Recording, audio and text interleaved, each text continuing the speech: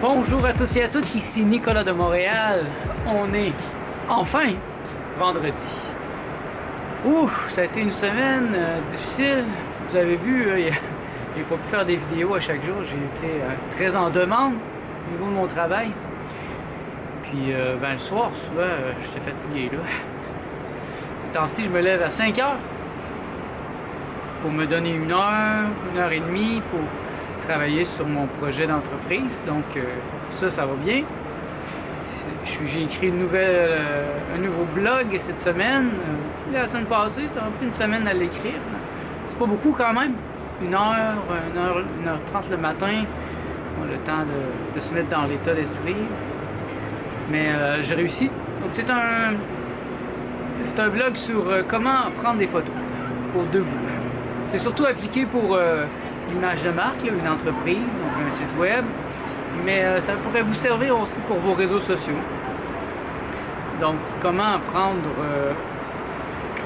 quel type de photos sont les meilleures? Là? Quelle est la photo parfaite pour vous? Et, j'ai écrit cet article parce que, d'une part, c'est un peu décourageant, j'avoue, par moment, de recevoir sans cesse de mes clients des photos qui franchement ont pas d'allure, qui ne conviennent pas. On me donne des photos floues pour un site web d'entreprise. Photos floues prises par un ami, avec la personne qui est comme ça, avec un double menton, alors qu'elle aurait juste à se mettre comme ça. Vous voyez la différence? Ça. Ici, ça coupe. Donc, les yeux rouges, la peau graisseuse, tout croche. Franchement, c'est décourageant. À chaque fois, c'est la même chose. Donc, j'ai commencé même à offrir le service de photographie il y a 2 ans, 3 ans, parce que j'avais jamais des belles photos pour faire le site web. Donc, j'ai commencé à offrir ce service à mes clients et comme ça, là, je peux maîtriser mieux l'image qu'ils me donnent. Donc, je prends les photos, je les positionne moi-même, je m'organise pour que ça soit bien fait, on voit les yeux, etc. Puis, c'est dommage, parce que même dans les réseaux sociaux, quelle est la photo sur votre Facebook, sur votre LinkedIn? Ça en dit long sur vous. Moi, quand je vois des photos floues, comme photo de profil sur Facebook, la personne est en train de me dire qu'elle est floue elle-même, qu'elle n'est pas claire. Il n'y a pas une grande clarté dans sa vie. Et plus la photo est floue, plus j'ai peur. Ou bien des fois, c'est une photo double avec quelqu'un d'autre. On ne sait pas qui est la personne. Donc, qui est la personne dans ce profil? Est-ce que c'est à la gauche, c'est à la droite? L'article est écrit, donc je souhaite que ça pourra vous inspirer à bien faire les choses. Je pense que c'est important, l'image, et d'avoir des bons outils, mais même aujourd'hui avec une caméra intégrée au iPhone, on peut faire de quoi de beau. Donc, il n'y a plus de prétexte. Ça a été une semaine très occupée, beaucoup de demandes et certaines tâches sont très répétitives, je l'avoue, et c'est ça qui me rend ça plus difficile. Parce que les tâches les plus faciles, créer un nouveau site web, créer des affiches, ça c'est facile, ça me donne de l'énergie même. Mais on est en train de finir le site là, de spiritour.com. Là, le nouveau site est en ligne, enfin. Après beaucoup d'heures de travail, après le départ de certains employés pour cause de surmenage. Mais le site est enfin là. Déjà, enfin, c'est paradoxal. Ils sont en retard d'au moins 2-3 mois. Et bien, ça s'est fait. Et il reste encore plein d'ajustements, donc c'est un peu ça le stress cette semaine. C'est beaucoup de petits détails. Ça me demande beaucoup d'énergie. Parce que souvent les instructions ne sont pas claires, donc je dois broder pour essayer de comprendre qu'est-ce qu'on me demande de faire pour ne pas faire d'erreur. Surtout que maintenant le site est officiellement en ligne. Et je continue la lecture de 90-10 de Doug Graham. Ça a pris le dessus cette semaine. Moi, j'ai tous mes livres sur ma petite table dans le salon. Je me laisse tenter. Et donc, c'est intéressant, franchement. Je m'attendais pas à ce que ça attire mon attention. Mais ça me ramène vers ma souche du crudivorisme. C'est encore là, il fait vraiment l'explication de pourquoi l'être humain est frugivore. Et ça, franchement, ça vient me chercher. Si vous me connaissez, vous savez, je suis fruitarien. Il explique pourquoi chaque ingrédient convient ou ne convient pas à l'être humain. Et selon des observations aussi faites avec d'autres animaux dans la nature. Et c'est vraiment intéressant. Ça a un point de vue très, très pratique qui me ramène dans mes fondations. Donc ça me donne de la force pour revenir encore en plus fort dans le crudivorisme à 100%. C'est un idéal, comme je l'ai dit, parce que pour l'instant, je trouve que 95% c'est correct. 95% cru, un petit 5% autre chose pour la diversité. Mais je vois des choses que je faisais peut-être pas parfaitement bien. J'avais mal compris aussi comment doser certaines choses. Comme il dit, le danger dans la communauté crudivore, c'est que la majorité des gens mangent trop de gras. Ils arrêtent de manger de la viande, mais ils sautent dans les noix, les cachous. Donc les petites sauces aux cachous, les cachous-ci, cachous-là, les avocats, donc beaucoup de gras. Et selon lui, c'est pas nécessairement bon pour la santé. Ça élimine beaucoup des aspects toxiques de la viande, des produits animaux, mais il y a quand même des choses négatives qui sont pas très bonnes pour la santé au niveau du gras, si on mange trop de gras. Et c'est comme une drogue. En fait, c'est une drogue. Si vous avez fait le test, vous le savez. Cette semaine, j'avais des idées qui me passaient par la tête. Oh, j'avais le goût de descendre en bas ici au Copper Branch pour manger au restaurant où je pensais à mon déjeuner chez Gusta samedi. Mais j'ai tenu bon.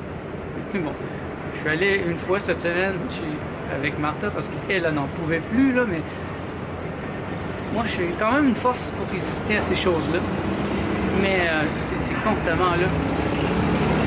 Probablement que je mange tellement pur ces temps-ci que ça fait de la détox.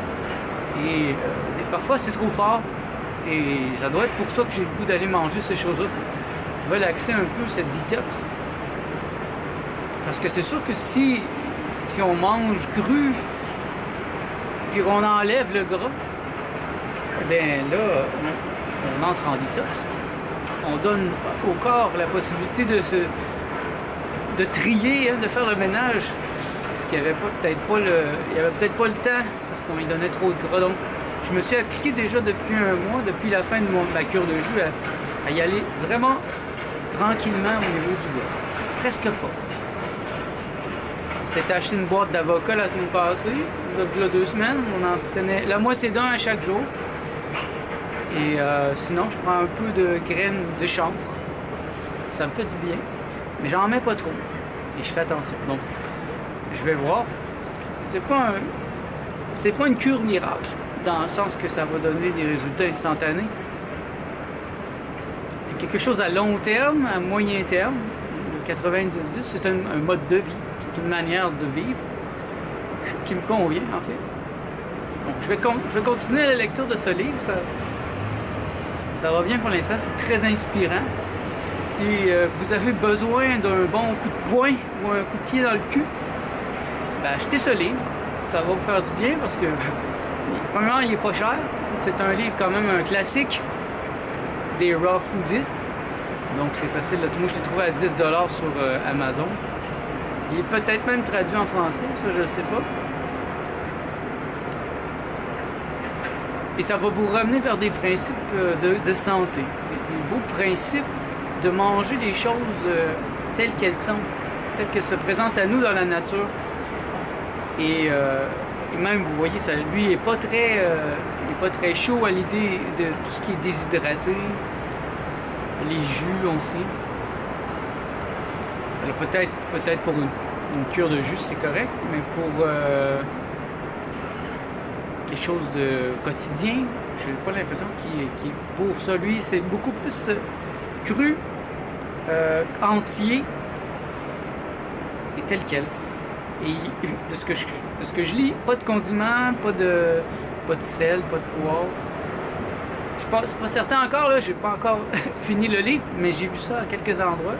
Dire que plus de sel, plus d'assaisonnement, wow, ça va être plus difficile.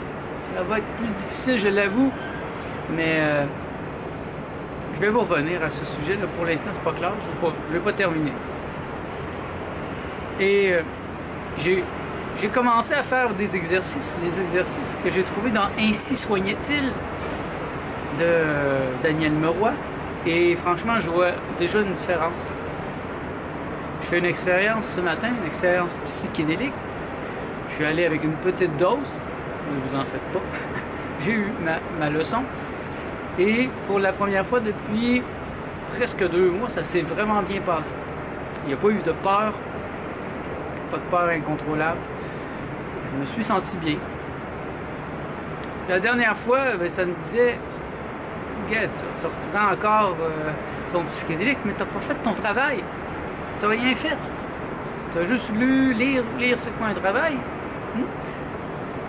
Ok, j'ai compris le dernier coup et je me suis mis à faire à chaque matin l'exercice. C'est 2 exercices de visualisation. C'est très simple, en fait, c'est vraiment simple. Je suggère quand même d'avoir le livre comme référence, le contexte dans lequel on les utilise. Alors, c'est ça. Le matin, je fais 20 minutes de pranayama, donc c'est de la méditation basée au niveau de la respiration. Ça, c'est pour me grounder. C'est quelque chose que je fais depuis vraiment longtemps. Donc ça, c'est la base. Et là, je fais un autre 10 minutes après où c'est les 2 visuels. C'est pas des visualisations. C'est un exercice subtil au niveau des nadis, des circuits énergétiques. Et donc, je commence par demander une présence. Imaginez une présence qui va flatter mon chakra coronal ici. Ensuite, je demande à Yeshua, puisque ça a été mon guide, je lui demande de venir m'aider, puisque c'est sa technique. Et là, il s'agit de sentir la présence qui descend, comme une présence lumineuse, et qui vient à chaque chakra. Donc, je vois la présence qui descend à mon chakra ici, en inspirant. Et là, j'expire et ça remonte. Même chose, je reprends au niveau du chakra ici. J'inspire et j'expire. Et je recommence pour chacun des chakras, les 7 chakras.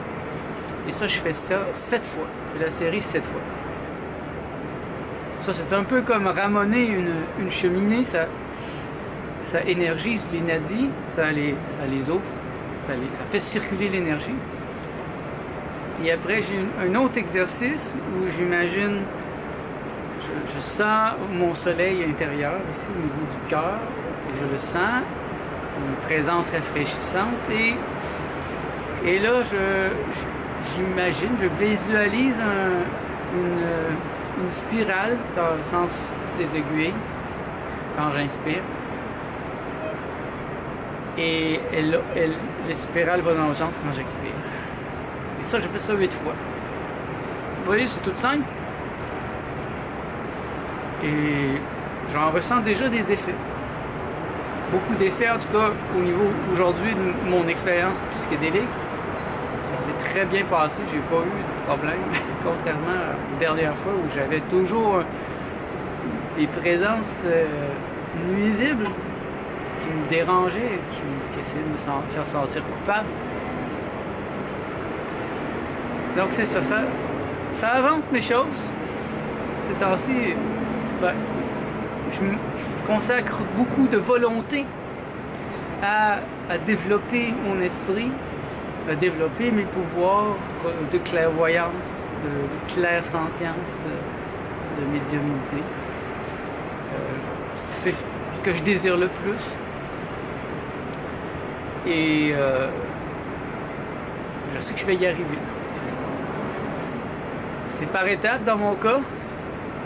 Peut-être parce que je suis trop mental. Ma soeur semblait me dire que dans mon cas, c'est que je dois bien comprendre chaque étape pour être capable de l'expliquer. Comme ma soeur, c'est de naissance, donc elle ne peut pas vraiment dire faites ci, faites ça pour devenir médium. Elle l'est, c'est tout. Elle est complètement ouverte. D'ailleurs, aujourd'hui, j'avais des grands moments avec elle. De connexion, de partage énergétique. Et dans mon cas, ben, ça se fait comme ça, doucement et pas à pas. Chaque pas est maîtrisé, donc c'est pour ça que je vais être capable, moi, de l'expliquer, d'aider d'autres gens à se hisser comme je l'ai fait. De quelqu'un qui était bouché, je veux devenir quelqu'un d'ouvert. Et je me rappelle tantôt, dans mon expérience, j'étais un peu fâché à certains moments. Quand moi je me rends compte que je suis bloqué, c'est comme si à ma naissance, on avait bloqué plein de mes pouvoirs, on les avait mis sur off. Bon, c'est peut-être moi, peut-être d'autres. Mais bon, je suis responsable de ce que je suis, mais je demandais que je sois complètement ouvert. Je veux être complètement activé. Je veux plus être activé au 1/10, percevoir 1/10 de la réalité. Je suis prêt à sentir le monde tel qu'il est, avec les bons côtés, les mauvais côtés, et je vais apprendre.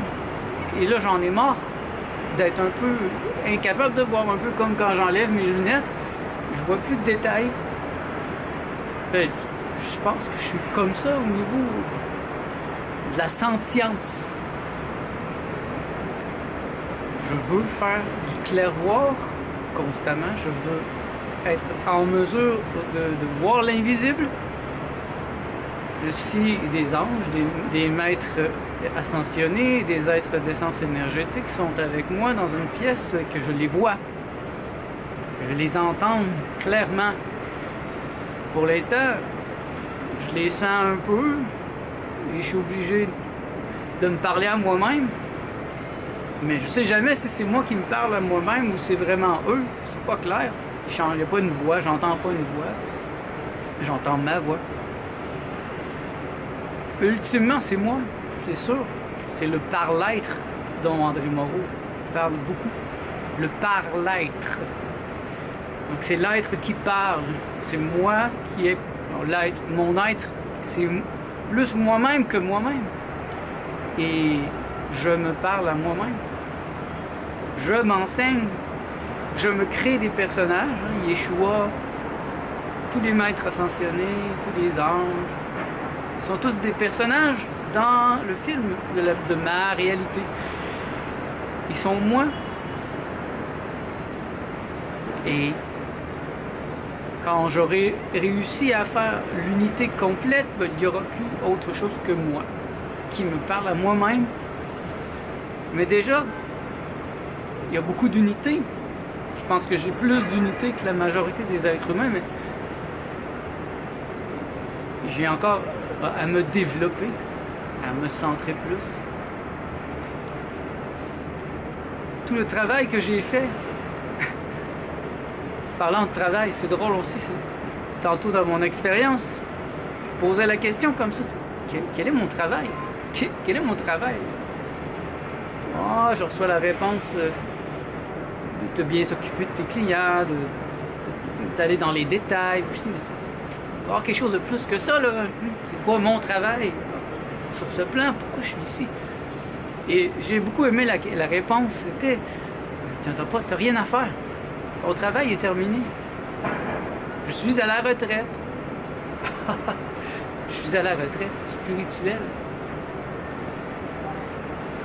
C'est-à-dire que jusqu'à 40 ans, ou je sais pas, peut-être dernièrement, j'ai fait beaucoup de choses. J'ai fait une œuvre.